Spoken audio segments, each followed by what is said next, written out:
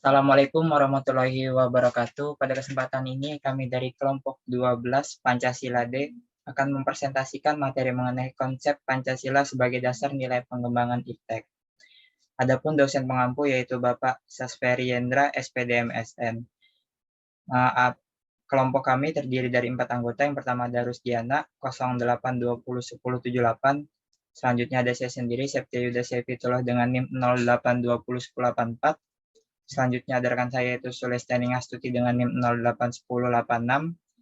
Dan yang terakhir adalah Firna Adha Febrian Sandi dengan NIM 0820101090. Adapun outline presentasi pada hari ini, yang pertama ada latar belakang, kedua tujuan, ketiga pentingnya Pancasila, keempat Pancasila sebagai sumber nilai kerangka berpikir dan asas moralitas, yang kelima esensi Pancasila, dan yang terakhir adalah kesimpulan. Latar belakang. Pengertian Pancasila sebagai dasar nilai pengembangan ilmu dapat mengacu pada beberapa jenis pemahaman. Pertama, bahwa setiap ilmu pengetahuan dan teknologi yang dikembangkan di Indonesia haruslah tidak bertentangan dengan nilai-nilai yang terkandung dalam Pancasila. Kedua, bahwa setiap IPTEK yang dikembangkan di Indonesia harus menceritakan nilai-nilai Pancasila sebagai faktor internal pengembangan IPTEK itu sendiri. Ketiga, bahwa nilai-nilai Pancasila berperan sebagai rambu normatif bagi pengembangan IPTEK di Indonesia. Artinya, mampu mengendalikan IPTEK agar tidak keluar dari cara berpikir dan cara bertindak bangsa Indonesia. Keempat, bahwa setiap pengembangan IPTEK harus berakar dari budaya dan ideologi bangsa Indonesia sendiri atau yang lebih dikenal dengan istilah indigenisasi ilmu.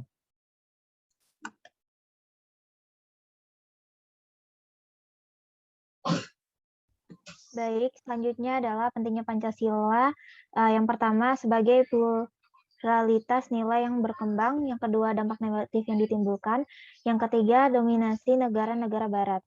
Jadi Pancasila sebagai pluralitas nilai yang berkembang itu, yang pertama nilai yang berkembang dalam kehidupan bangsa Indonesia seiring dengan kemajuan IPTEK menimbulkan perubahan dalam cara pandang manusia tentang kehidupan. Hal ini membutuhkan renungan dan refleksi yang mendalam agar bangsa Indonesia tidak terjerumus ke dalam penentuan keputusan nilai yang tidak sesuai dengan kepribadian bangsa. Dan selanjutnya yaitu dampak negatifnya yang ditimbulkan kemajuan IPTEK terhadap lingkungan hidup berada dalam titik nadir yang membahayakan eksistensi hidup manusia di masa yang akan datang. Oleh karena itu, diperlukannya tuntunan moral bagi para ilmuwan dalam pengembangan IPTEK di Indonesia. Yang terakhir, yaitu pengembangan IPTEK yang didominasi negara-negara barat dengan politik global ikut mengancam nilai-nilai khas dalam kehidupan bangsa Indonesia seperti spiritualitas, gotong royong, solidaritas, musyawarah, dan cita rasa keadilan. Oleh karena itu, diperlukannya orientasi yang jelas untuk menyaring dan menangkal pengaruh nilai-nilai global yang tidak sesuai dengan nilai-nilai kepribadian bangsa Indonesia.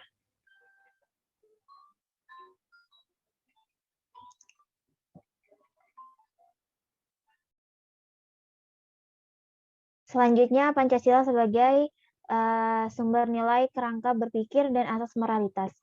Jadi Pancasila telah memberikan dasar nilai-nilai bagi pengembangan IPTEK demi kesejahteraan hidup manusia. Pengembangan IPTEK sebagai hasil budaya manusia harus didasarkan pada moral ketuhanan dan kemanusiaan yang adil dan beradab.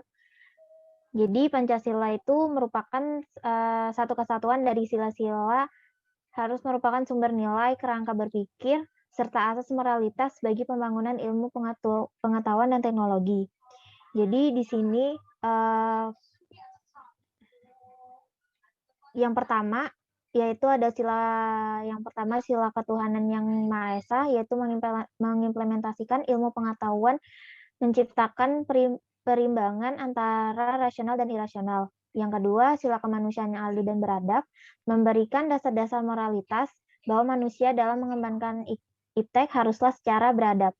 Dan yang ketiga, sila persatuan Indonesia, memberikan kesadaran kepada bangsa Indonesia bahwa rasa nasionalisme bagi bangsa Indonesia akibat dari sumbangan iptek.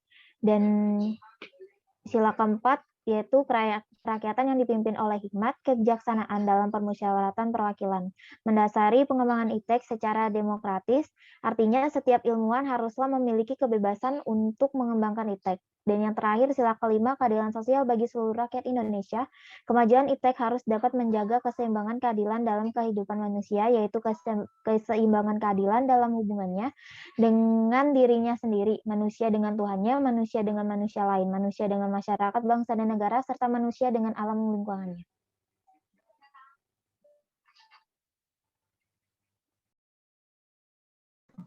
Selanjutnya, esensi Pancasila sebagai dasar nilai pengembangan ilmu.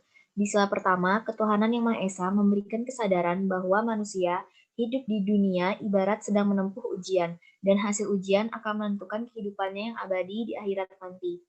Tuntutan sikap pada kode etik keilmiahan dan keinsinyuran seperti menjunjung tinggi keselamatan, kesehatan, dan kesejahteraan masyarakat, berperilaku terhormat, bertanggung jawab, etis, dan taat aturan untuk meningkatkan kehormatan, reputasi, dan kemanfaatan profesional, dan lainnya adalah suatu manifestasi perbuatan untuk kebaikan tersebut.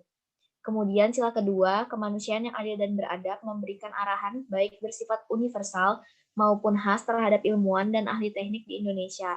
Sila ketiga, persatuan Indonesia memberikan landasan esensial bagi kelangsungan Negara Kesatuan Republik Indonesia. Untuk itu, ilmuwan dan ahli teknik Indonesia perlu menjunjung tinggi asas persatuan Indonesia ini di dalam tugas-tugas profesionalnya. Sila keempat, kerakyatan yang dipimpin oleh hikmat kebijaksanaan dalam permusyawaratan perwakilan memberikan arahan asa kerakyatan yang mengandung arti bahwa pembentukan negara Republik Indonesia ini adalah oleh dan untuk semua rakyat Indonesia. Terakhir, sila kelima, keadilan sosial bagi seluruh rakyat Indonesia memberikan arahan agar selalu diusahakan tidak terjadinya jurang atau gap kesejahteraan di antara bangsa Indonesia.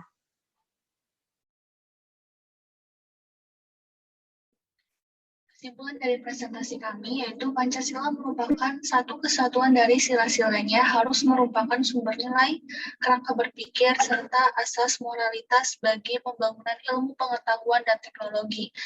Pengembangan ilmu dan teknologi terlebih yang menyangkut manusia haruslah selalu menghormati martabat manusia, haruslah meningkatkan kualitas hidup manusia baik sekarang maupun di masa depan, membantu pemekaran komunitas manusia baik lokal, nasional maupun global, harus terbuka untuk masyarakat, lebih-lebih yang memiliki dampak langsung kepada kondisi hidup masyarakat, dan ilmu dan teknologi hendaknya membantu penciptaan masyarakat yang semakin lebih adil. Mungkin sekian dari presentasi kami, ada kurang lebihnya saya mohon maaf yang sebesar-besarnya. Wassalamualaikum warahmatullahi wabarakatuh.